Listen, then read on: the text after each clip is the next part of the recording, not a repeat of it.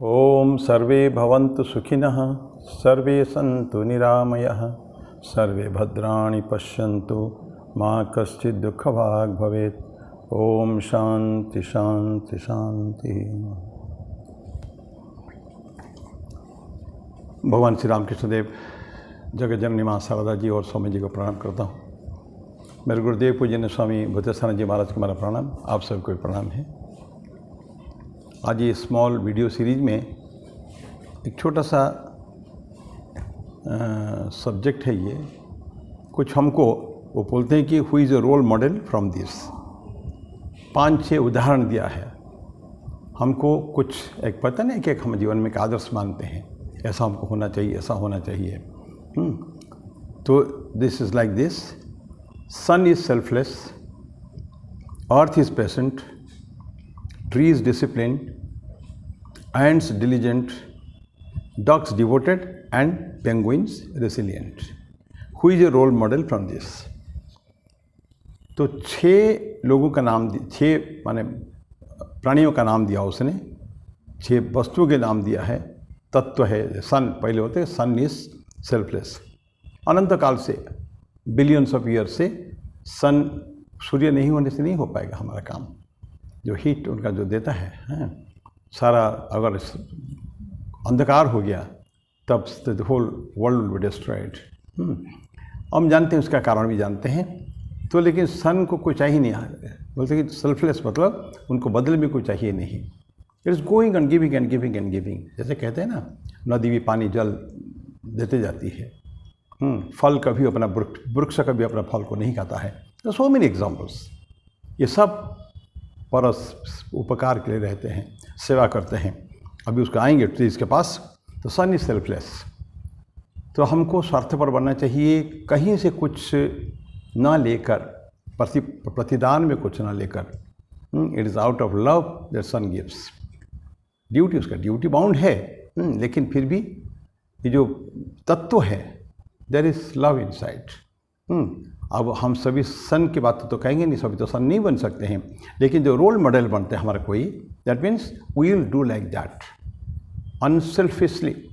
वैसे स्वामी जी बोलते हैं कि selfishness is immoral, whatever is unselfish that is moral.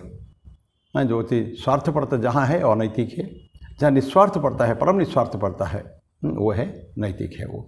तो हमको नैतिक तो बनना है, लेकिन constantly go on working. Sun never rests. जैसे उनका कभी उनके विराम नहीं है। इस आधा को दे रहा है तो नेक्स्ट में दूसरे आधा को देता है। डे एंड नाइट होता रहता है। That means sun goes on working constantly. So ये बोलते हैं कि ये हमारा एक है, क्या बनना चाहिए कि उसको हमको बाद में चुनना है। अर्थ इज पेशेंट, धीरज, धीर, सहनशील।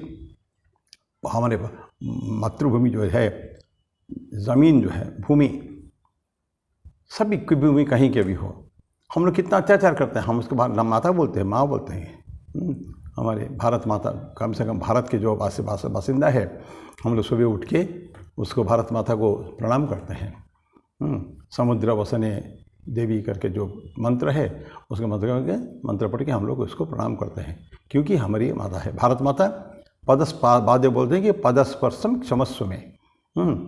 तो कैसे करने के बाद मेरे को, जो मैं आपको सुबह उठकर बिस्तर से उठकर मैं आपके ऊपर पाँव रख रहा हूँ, तो आप मुझे क्षमा करिए। तो कितनी हो रहा है अत्याचार। अत्याचार मतलब देखिए, कोई माइनिंग करेगा, कुछ करेगा, रास्ता बनेगा, सब कुछ बनेगा, खुदाई होगी, ये सब तो बहुत सारे हो रहे हैं। सारे गंदगी कचरा भी वहीं रखते हैं, लेकिन माता बोलते हैं हम लोग। तो बोलते हैं कि it is patient, Dheeraj, silently, everything is tolerating silently. सहनशीलता, सभी दुखों को सहन करना, प्रतिकार करना नहीं, चिंता नहीं करना, विलाप नहीं करना, ये एक सहनशीलता की एक डेफिनेशन है वो है। तो ऐसा होना चाहिए। प्रतिकार कुछ नहीं करना। Complaint, no complaints, absolutely no complaints. If you can tolerate this, ये टॉलरेंस हमको करना पड़ेगा।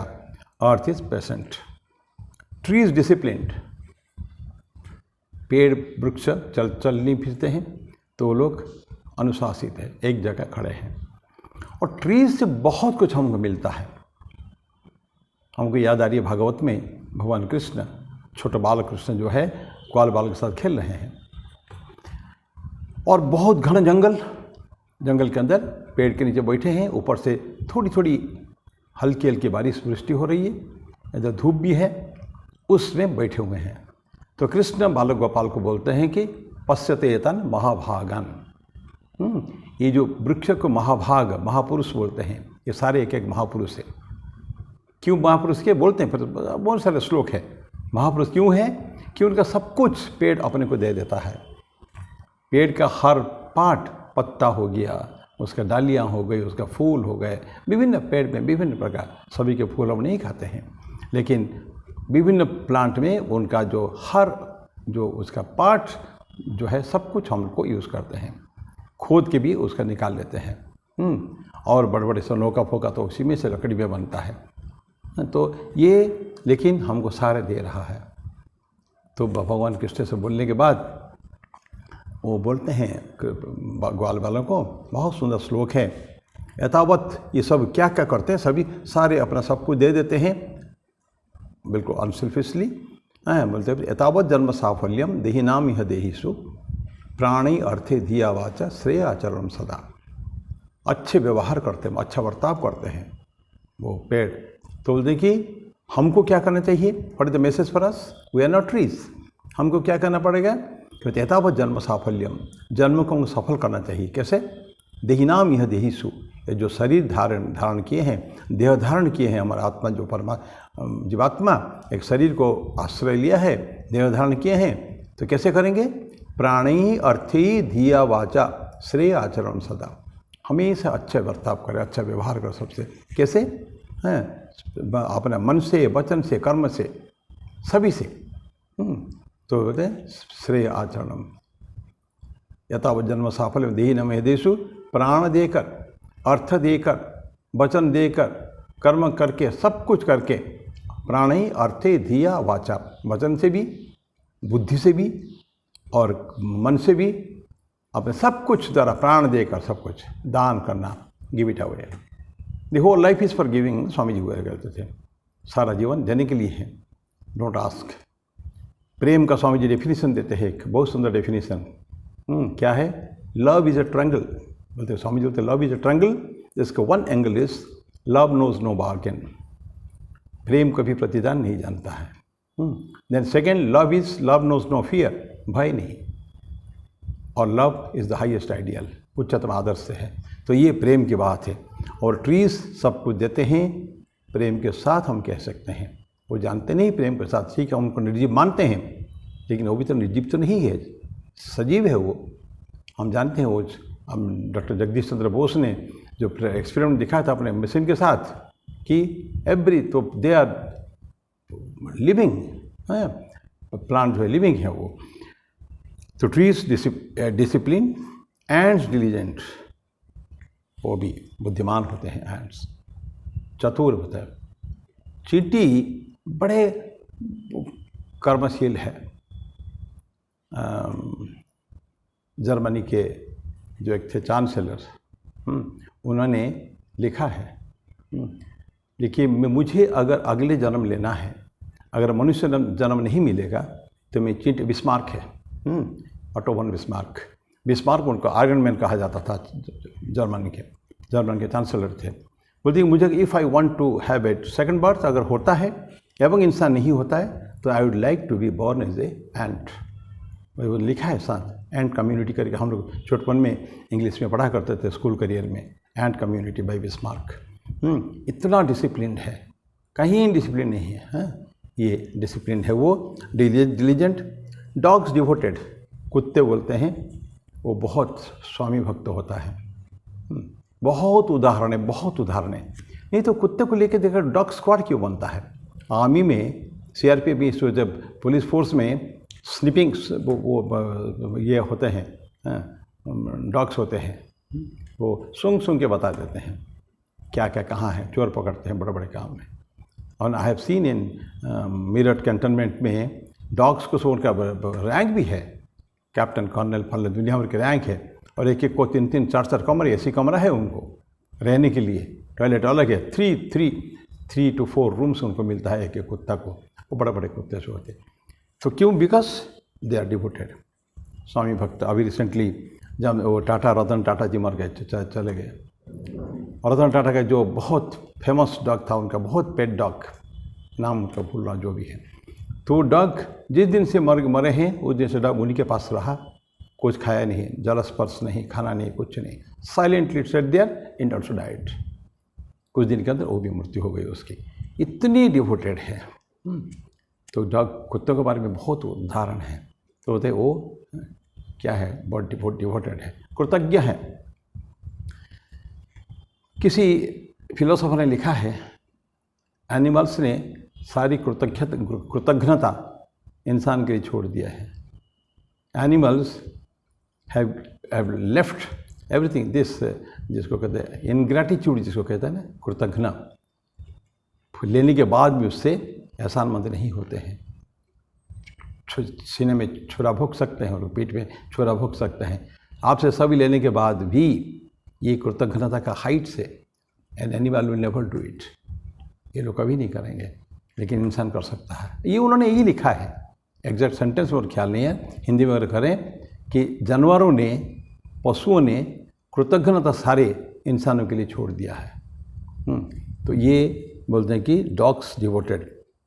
पेंगुइन रेसिलियंट, रेसिलियंट मतलब है कि फ्लेक्सिबल, कोई भी कष्ट तकलीफ होता है उसको अपने एडजस्ट कर सकता है, एकोमोडेट कर सकता है। वो बहुत सारे सिनोनिम्स है उसके, सॉफ्ट है, सपल है, बहुत सारे सब टर्म है। दैट मीन्स कष्ट को उठाने की कैपेसिटी है, तकलीफ सहन करने की कैपेसिटी है, और it can immediately change itself. कोई फोर्स आया है तब तक पर कष्ट है, जहाँ फोर्स हट गया अपने आप को फिर रीएडजस्ट कर लेता है, ये इसको रेसिलियंस कहते हैं। तो पेंगुइन्स को ऐसा बोलते हैं, पेंगुइन हम जानते हैं वो बर्फ में रहते हैं, पेंगुइन्स रेसिलियंट। इतने सारे उदाहरण के बाद जाके पूछते हैं who is a role model from this, किसको चुनेंगे हम, ये this is open to us. क्या होना चाहेंगे, सन होना चाहेंगे सेल्फलेस, कि अर्थ पेशेंट, कि ट्रीज डिसिप्लिन्ड, कि एंड्स डिलीजेंट, डॉग्स डिवोटेड और पेंगुइन्स रेसिलियंट, क्या होना चाहेंगे? इट्स अप टू यू, ये आपके लिए है, क्या बनना चाहेंगे? कहने तो सब कुछ बनना चाहेंगे हम लोग। इतना बड़ा सुंदर सुंदर उदाहरण एग्जाम्पल है, प्राणियों से सीखने का बहुत है, बहुत कुछ सीखने का है। हम दो उदाहरण आप लेते हैं जो इसमें नहीं है। भगवान श्री राम के गिलहरी, खाली गिलहरी, भगवान श्री राम के सेतुबंध में हम देखते हैं, कहानी तो सुनते हैं, गिलहरी लेके भालू जहाँ बड़े बड़े पत्थर डालते हैं, नील और नल और सारे बानर मिलके, तो दिस स्क्विरल ये जाके थोड़ा थोड़ा अपना बालू जाके डालता था उसके ऊपर। राम जी ने देखा, उसको बुलाया पास में, उसको प्यार से उसके हाथ फेरा उसके ऊपर, और कहते स्क्विरल का जो दाग लग गया है, निशान जो उसके ऊपर लंबे लंबे है, वो भगवान श्री राम के हाथ की निशानी है। वो ऐसा कहते, माने इसे कहने की बात है। तो ये एक वो है। सेकेंडली गिलहरी का है भगवान बुद्ध के जीवन में, कह के समाप्त करूँगा मैं। सिद्धार्थ के जीवन में, बुद्ध तो बाद में हुए, वो सिद्धार्थ तपस्या कर रहे हैं, पूरा 6 साल का कठोर तपस्या। एक समय आया था वो थोड़ा निराश हो गए थे, निराश हो के एक बैठे हैं एक झील के पास। झील के देखने की, झील के दूर से पास में एक जिस गिलहरी वो कंस्टेंटली जाती है, वहाँ अपने पूंछ को डुबाती है और ला के सूखे में वो पानी को झाड़ देती है, फिर जाती है, पानी डुबाती है, फिर झाड़, कंस्टेंटली जाती है, आती है, जाती है, आती है।